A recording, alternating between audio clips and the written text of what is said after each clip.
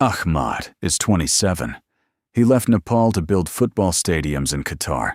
He made $12 a day. Gianni Infantino runs FIFA. He earns over $4 million a year. He lives in Switzerland. In 2022, FIFA generated $7.5 billion in revenue from one tournament. That same tournament required a workforce that, according to a Guardian investigation, lost approximately 6,500 workers from Nepal, India, Pakistan, Bangladesh, and Sri Lanka in the decade since Qatar was awarded the World Cup. The game is universal. The money never was. FIFA is not a corporation. It is registered in Switzerland as a non-profit organization. That classification means it pays no Swiss income tax on billions in annual revenue. That tax-exempt status follows the tournament wherever it goes. Every country that hosts the World Cup must, as a condition of the hosting agreement, grant FIFA full exemptions on all taxes owed within its borders. This is not a negotiating point.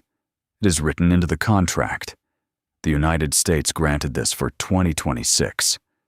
FIFA's operating entity, FWC 2026 U.S. Incorporated, was registered under Section 501(c)(4) of the Internal Revenue Code, the same classification used by social welfare organizations. This is not new.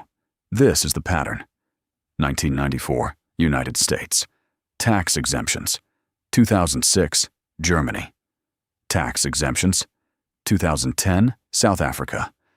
$3.5 billion in total hosting costs. Most of those stadiums are still carrying debt today. 2014, Brazil. $4.2 billion spent across 12 stadiums. One $550 million venue in Brasilia is now used as a parking lot for city buses. The stadium in Natal is being sold. The arena in Manaus, built in the middle of the Amazon rainforest, where no professional league plays, cost $270 million and has never been full since. 2018, Russia. Tax exemptions. FIFA arrives. FIFA earns. FIFA leaves.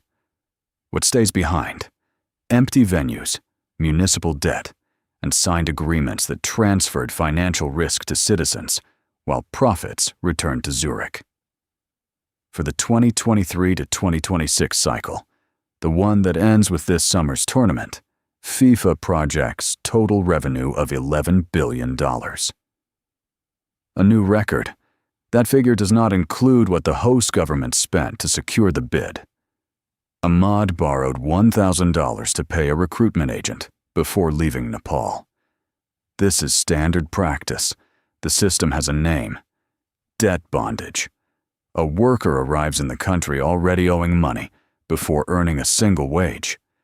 He signed a contract for $12 a day, 6 days a week. He worked in temperatures above 50 degrees Celsius. Under Qatar's kafala system, a worker's legal right to remain in the country was tied to a single employer. Leaving a job or leaving the country without that employer's written approval was classified as a criminal offense called absconding. Qatar announced reforms. Workers who tried to use them reported that in practice, the conditions remained largely the same. When the 2022 World Cup began, Ahmad was not inside the stadium he had built. Workers were not given tickets. The cheapest seats started at $69. Ahmad's daily wage was $12. Among the workers who died in Qatar, most death certificates list cardiac arrest or natural causes. No independent forensic investigation was opened.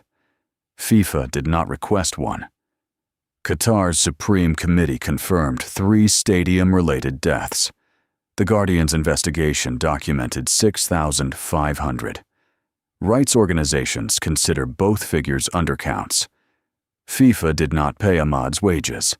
The Qatari state and private contractors did. But without FIFA, There is no tournament to build toward. The demand is FIFA's. The cost is Ahmad's. Now look at 2026. New Jersey taxpayers have committed over $307 million toward World Cup hosting costs. Dallas, Los Angeles, Miami. Each host city has made comparable public funding commitments. Renovations at MetLife Stadium alone drew tens of millions in public funds. The bill goes to residents. The revenue goes to FIFA, its broadcast partners, and its sponsors. Here is what you can do this week. Look up FIFA's Form 990 on the IRS website. It is a public document. The annual financial disclosure nonprofit organizations are required to file in the United States. It contains executive compensation, revenue breakdowns, and the structure of FIFA's tax-exempt status in this country. The numbers are there. Read them. Then go to congress.gov and search FIFA Tax Exemption 2026. The exemptions your elected representatives approved are on public record. The game is universal. The money never was. Ahmad built the stadium. He did not watch the match. Tickets to the 2026 World Cup start at $200. That gap between a $12 daily wage and a $200 ticket does not disappear into thin air. After Qatar 2022, FIFA's financial reserves reached a record $4 billion, a number also in the Form 990. The system did not fail Ahmad. It worked exactly as it was designed to,